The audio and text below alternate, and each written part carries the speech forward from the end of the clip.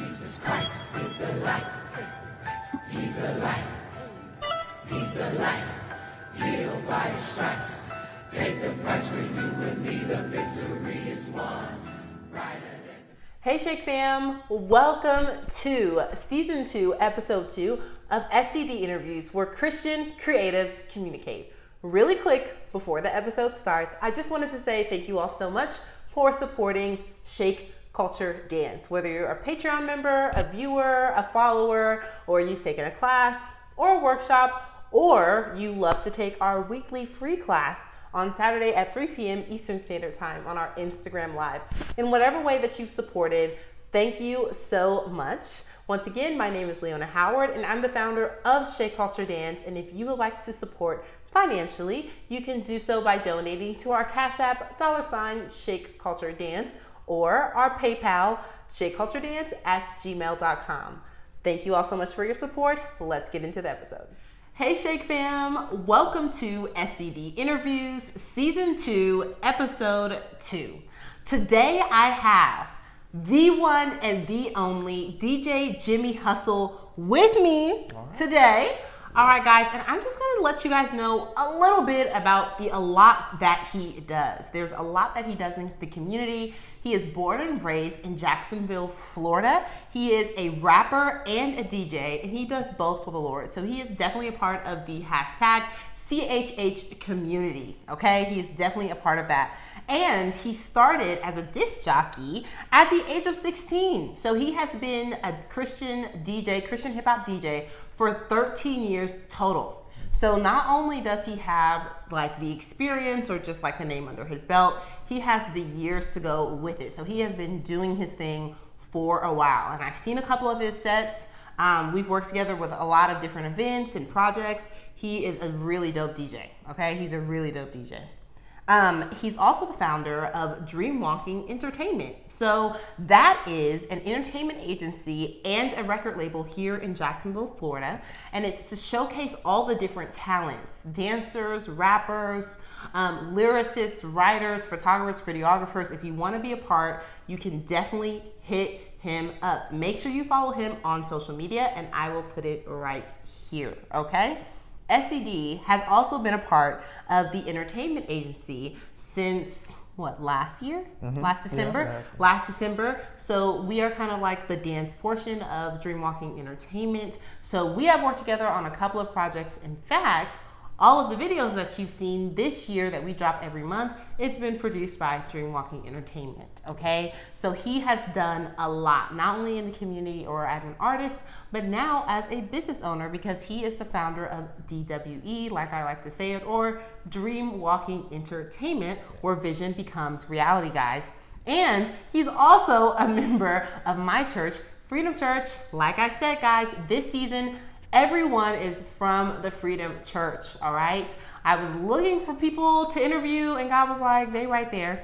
They're literally right there. You know, God be making it plain. But not only is he just a member of the Freedom Church, but you're also a deacon. Yes. He's also a deacon. So DJ, deacon, rapper, business owner. I mean, we have some wisdom in the room today. You're also a proud husband and a proud dad as well, guys. So I hope that you guys get some gems from this interview. But how are you feeling? I'm feeling good. Nice. Yes. Thank you so much for that interview. Of course, yeah. That introduction, we just interview, but yeah, you making me tired. I didn't know I did all these things. Yeah. You do a lot. Yeah, you do a lot. Maisha said the same thing. And for episode 1, she was like, I do all that? Yes. Yes, she's like, you did your research. Yeah, you did. I was like, you know, I have to show respect. You definitely put in a lot of work. So as a DJ, what has been your most memorable moment or event? I would say my most memorable event was actually my first event. Okay. Which I did that back in 2004. Wow. Wow. Oh, 4. Yeah. Wow. That was my sister's graduation, high school graduation, and that was my. It wasn't a paid gig. She just wanted me to be her DJ. Okay. I grew up around music all the time. my dad would wake us up playing the music. So I always heard music in my house. So when I got older, like in my teenage years, I started buying music myself, and I would buy music like all the time. Like every week I would buy a new cassette. Wow. You know what cassettes are. But yeah, I would buy music all the time, and my sister was like, you have all the music, why don't you just DJ my party? And I was like, I don't know anything about DJing. So she kept pushing, and I wound up doing it, and it was like the best feeling ever. Just watching people just enjoy what you play, and you just like the music that you're playing, and people just enjoying it and having a good time. It's like a great feeling, and I never wanted it to end, so I just kept going. Wow. Yeah. Wow. That's awesome. Mm-hmm. Your sister's high school graduation Yeah. is when you figured out, would you say purpose? Or was that just the start of it for you? I would say just the start, because I didn't realize, I didn't realize it was going to turn into this, but it was just the feeling that I got when I was up there playing music, and just watching people's reaction every time you played a new song, and they'll just go wild, and it just did something to me. So it was like, I really like this. Let me figure out how I can keep doing this. Yeah, And I just kept going. That's super cool. Yeah. And your personality too is so, I did not know you were a DJ. I was like, he's a DJ. He is, I call him Deacon Jimmy, but he's literally the chillest, most quiet. Like I was like, oh, maybe probably corporate America, or, you know. And so when, I don't even know how I found out you were a DJ. I think somebody at the church was like, oh, they were like adamant. They were, oh, Jimmie Hustle, you need somebody? Jimmie Hustle. I think it was Deacon Larry. I'm pretty sure it was Deacon Larry. He was like, if you need a DJ, you need to go. And I was like, oh, okay. And then that's when I asked you to do Glory. Mm-hmm. Yeah. So literally, like, yeah, guys, he's amazing. That's right. He's really amazing. Yeah. So he definitely keeps the crowd hyped, and he keeps the songs coming, and the mixes are good. Yeah, so when did you start rapping? And what inspired you to rap for God? Okay. I started rapping, still going back in my teenage years. I wasn't rapping, but I was writing poetry. I liked writing poetry when I was growing up. So to me, it was a no-brainer to, like, you can mix that into music. So I didn't do it, but until I met my wife Jennifer, when we were dating, she had a friend that was starting a rap group called Kingdom Music Militia, and I was like, oh really? He's like, yeah, and he was working on a song, and I heard it. I was like, well, do you mind if I, write a verse to it or something? He's like, yeah. So I wrote a verse to it, and we recorded it, and everything sounded good. So he let me meet the other guys, and after me and my wife got married, we got together and made a group album. Wow. A group mixtape, and we later made one album together. So Wow. yeah, so it started as me DJing, then I got saved, and then started meeting the Lord. The Lord started talking back to me like, hey, what's up with this music you're playing and stuff. Okay. So yeah. I think that's so cool that you started the DJ path before you became a Christian. I think a lot of people sometimes might think that they have to be this perfect Christian before like God starts to reveal to them like what they're supposed to be doing, or like surrounding them with the people. And so I think that's why it's so important to have people in your life that are praying for you, so that you can receive the wisdom that God has for you at that right timing, which I think is super, super cool. Maisha had the same kind of story of like, she started out with secular and now she has her own marketing company. So I think that's super cool to know. Same thing for me as a dancer. Started as a secular dancer, here I am. So remember that, guys, to all my Christian creatives out there, because this interview is for you. Yeah. You do not have to be this perfect, really super deep Christian to start figuring out what you really like to do.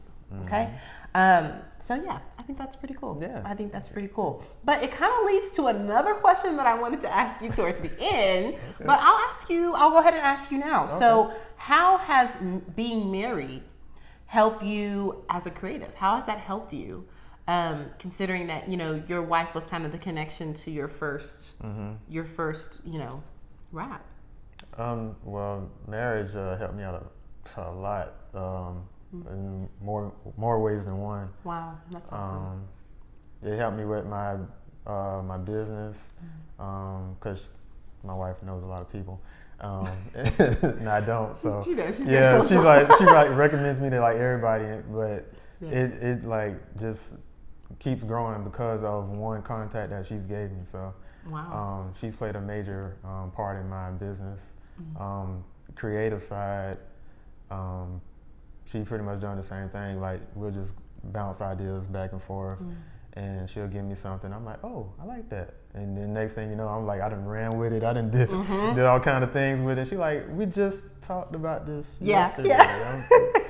I'm ready to go. Let's get it. So, Like let's do it. yeah, Let's do it. so, But I yeah. think that's so cool. And the reason why I wanted to ask you that question originally is because you hear so many people my age be like, I ain't got time for a relationship. And this is, Christians too. I ain't got time for a relationship or whatever.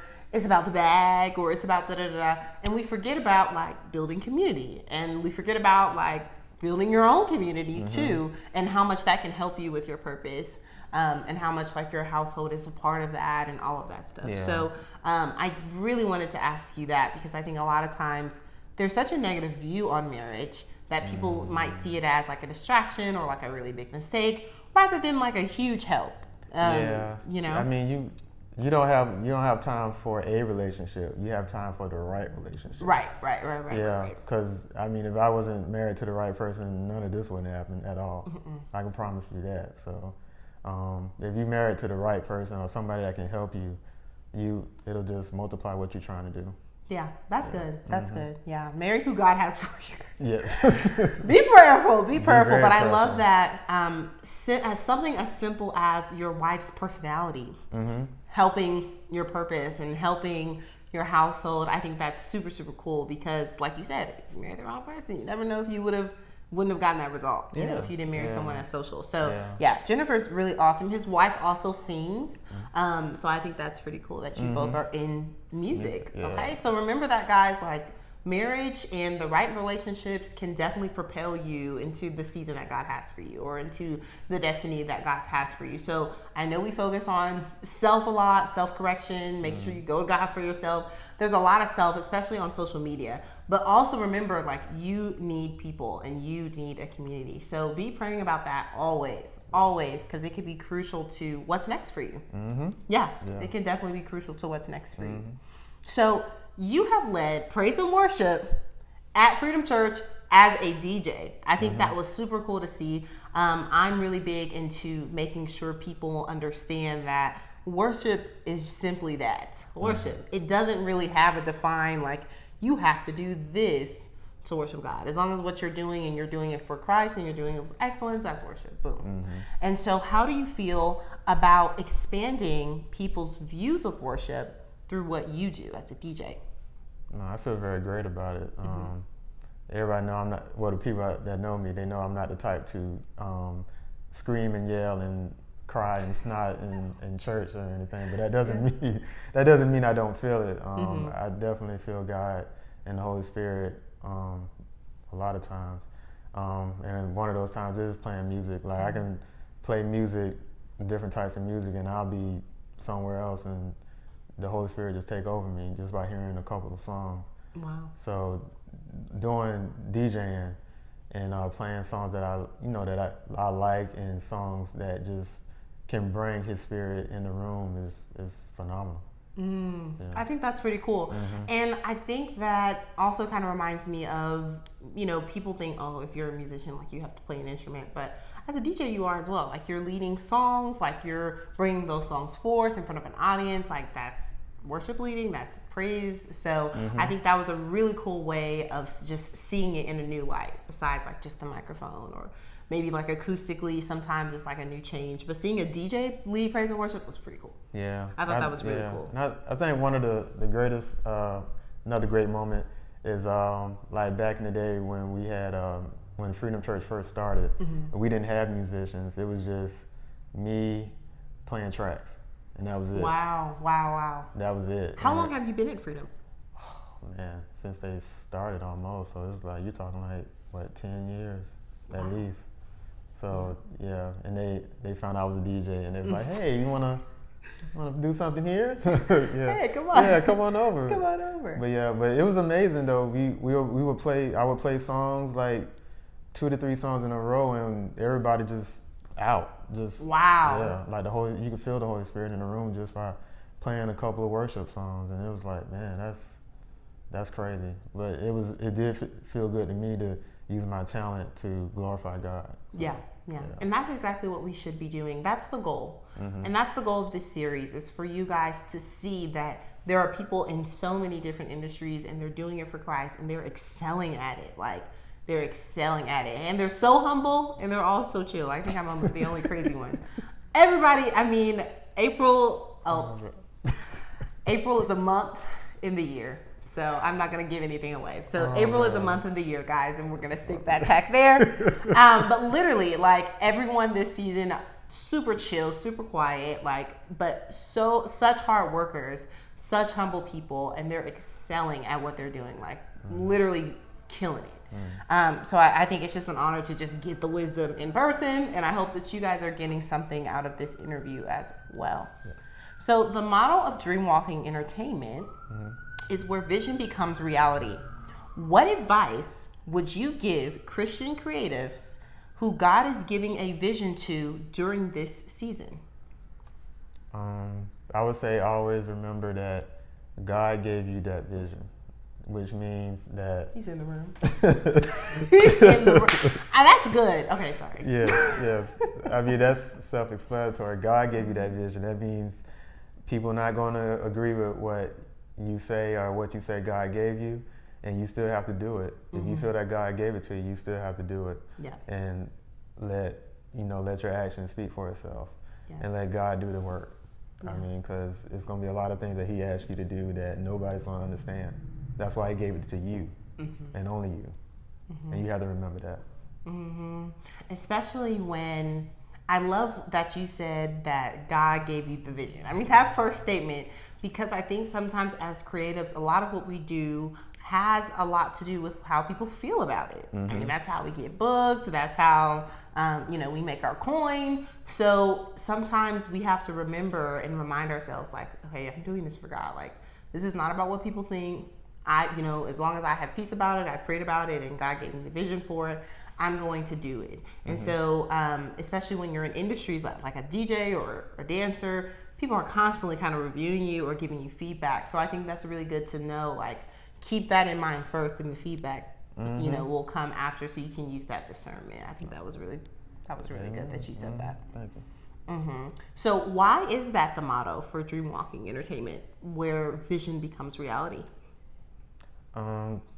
Because Dreamwalking, that's pretty much where I got my dreams, with the things that God gave me to do, and that's all I'm doing throughout my life is just walking it out.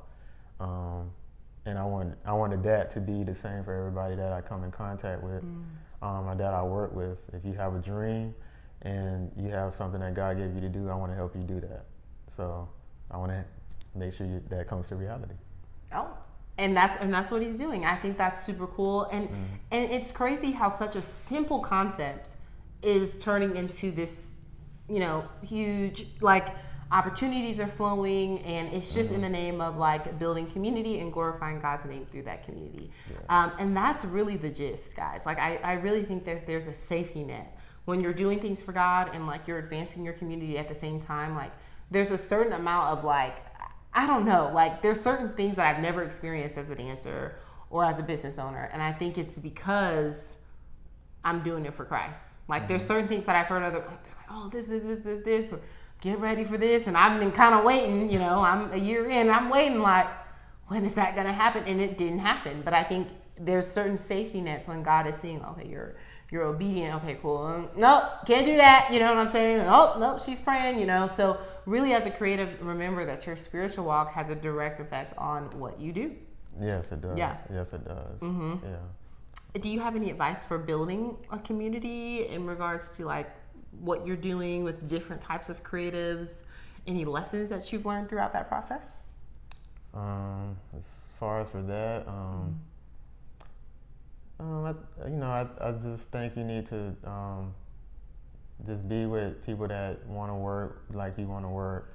I just go about my everyday life and talk to people around me, and if I see a need or something that I can help them with, I help them. And you know, when you do that, you build a relationship out of that, and that's all I've been doing.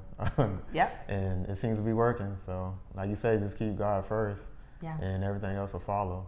Everything else will follow, y'all. Everything else will follow. Well, speaking of keeping God first, Yes. and him doing, well, you doing what God tells you to do and it not making any sense, on a recent social media post, you said that you never thought you would be a deacon. So our church just recently celebrated our 11-year anniversary, and that was what that post was pertaining to. So how has being a deacon affected your creative process, if it's affected it at all? Oh yeah. Being a deacon does help me out. Just, you know, being in church, period. Being a servant, Right. and seeing the needs of the people. Being in church and doing things like that, it sparks songs, you know, lyrics and whatnot. It helps me see things that the community needs and where I can implement that into my business to help the community. You know, meet, you know, nice people like yourself in church, you know. And just, you know, things spark out of church. I mean, that's pretty much how most of this stuff came about. So it does help out a lot. Wow. Yeah. I think that's awesome. And I think sometimes too, God will allow you to do something or place you somewhere, and you're like, what does this have to do with what you already told me to do? Or you might feel like it might take away from what, and that's what we were talking before the interview started. Yeah. You might feel like it's going to take away from what he already has you doing, but it's actually just there to kind of as like a checks and balance, like to make sure that you're like staying focused. So I think that's really cool. That's real good.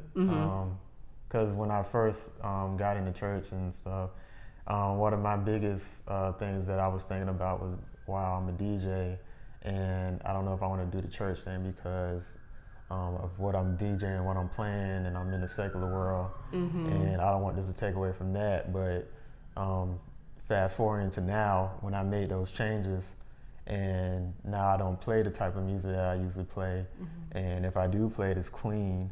Now I'm here, and now that's all people want me to play now. Is nothing but clean stuff, and they like the way I play my music because it's not so dirty or ratchet. But and here's the thing, I think that was a decision that you had to make to make sure that your life glorified God, that you weren't out of, you know, alignment. But now look at the favor that you have because of that decision. Yeah. You know, I think most people would hear something like that and be like, that's my pocket. What you mean clean? Right. What you, Christian only? What you mean? The biggest DJs, you know, there's so many things logically that don't make sense about that. Yeah. And I think that's so cool, and that's just really encouraging me as I'm, you know, auditioning for different things and things like that, of just making sure, like, you know, you only choreograph for that. You only choreograph to this, and as a dancer, you're all about this. So there's certain jobs I won't take. There's certain things, that, you know, so, but it doesn't make sense because when you look at the dance industry, those are the people who are making it. They're doing those things and there's no shade to them. But when God tells you to not do it, you're like, but everybody who's killing it right now is doing that, you know? So, but I think there's a sign of boldness and faith that steps in when you're just like, okay, but you're telling me to do this. Let me just. Yeah. And that's why I go so hard to promote, like, not pretty much myself, but it's to show people, hey, I'm doing it the way I'm doing it, and I'm still, you know, quote unquote killing it, but I'm still repping God, and I'm still living the way that God wants me to live, and I don't have to compromise. That's good. That's really good. That's really good. Thank you. Yeah, I mean, I just needed to take a little pause because we get wrapped up, we get lost in the sauce sometimes, and we forget, like you said, why we're doing it, who gave you the vision, and I think so many times Christians, we pray for favor, forgetting that obedience and favor are directly correlated. You know, like the more obedient you are, there's favor that will increase in your life. So don't be praying for something and you ain't being obedient. You know, and I think also another thing that I wanted to point out that you said was just the boldness that is required in order to do that, or just kind of being like, okay, no, I have to do this, you know, and how the increase happened. Like, increase happened after you said no to what everybody else was doing. Yeah. So just remember that. I know that might sound a little counterculture-y, or it's about my brand or whatever. Like, no, if you really keep it about God and you keep it about God first, He will tell you to do things that, like you said in the beginning of the interview, it doesn't make any sense. It doesn't make any sense. But it's for your good, guys. It's not because He doesn't want you to enjoy life, or, you know, He hates you or something like that. It's for your good. It's for your protection, either of the two. So remember that in regards to when God gives you instruction. Yeah.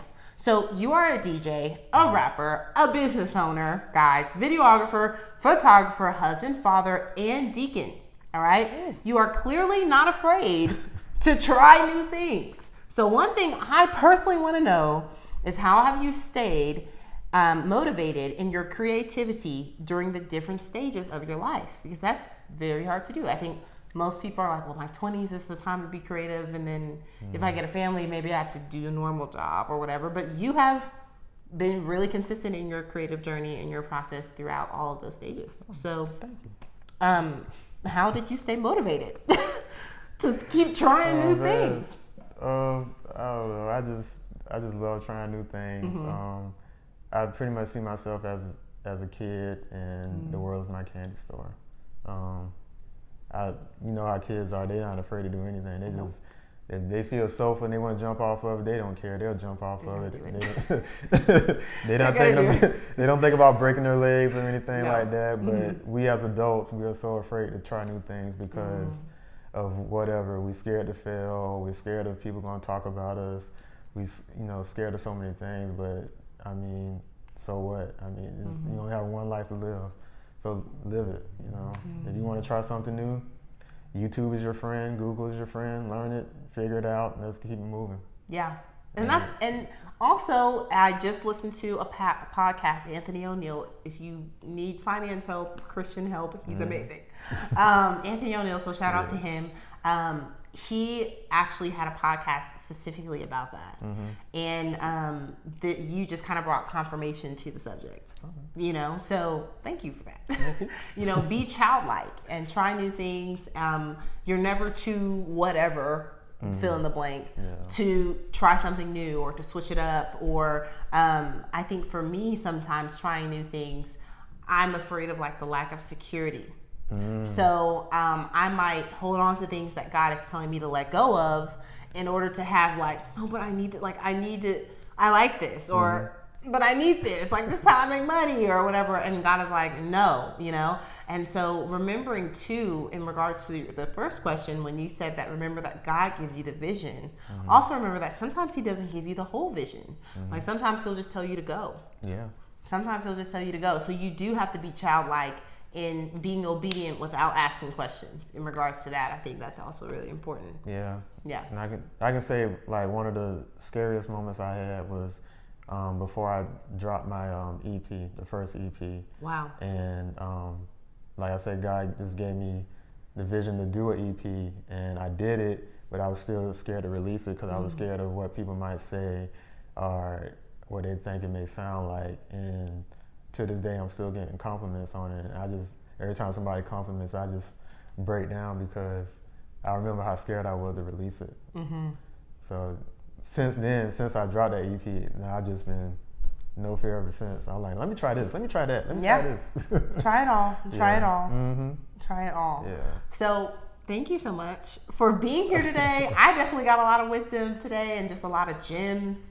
And I just kept trying to make sure I reiterated those because these are the foundation to starting your Christian creative walk. Like if you're trying to be in the creative industry and you're also a Christian and you might be like, God is pushing me in this and I'm hesitant, or I'm in it and I don't know if I should keep doing it or whatever. Like there were a lot of things in this conversation that should help motivate you. He is living proof. So just thank you for being so inspiring and so God-fearing, because you wouldn't be here if you weren't, not here physically, but literally where you are in your life. So Yeah. That's true. Yeah. Thank you. Yeah. This is great. Yeah. Alrighty, guys. Well, that wraps up our episode 2 of SCD interviews. Let's give a hand clap emoji for Deacon Jimmie, or DJ Jimmie Hustle. Excuse me. He has separate titles. Right? I mean, who knows what else he's gonna do? A doctorate? I don't know. We don't know what's in store, but make sure you follow him on social media. You can follow Dreamwalking Entertainment. It's all one word on Instagram and Facebook. You can also follow, what is your personal Instagram handle? Personal Instagram handle is at DA Hustle Up #2. That's the Hustle Up #2. The Hustle Up #2. All right, so make sure you guys go follow him on his walk. Feel free to donate, or if you have an event, a wedding, or a party that you need some music for and you are in the Jacksonville, Florida area, hit him up. All of his information will be down below. Alrighty, guys, this has been SCD Interviews, where Christian creatives communicate. Peace.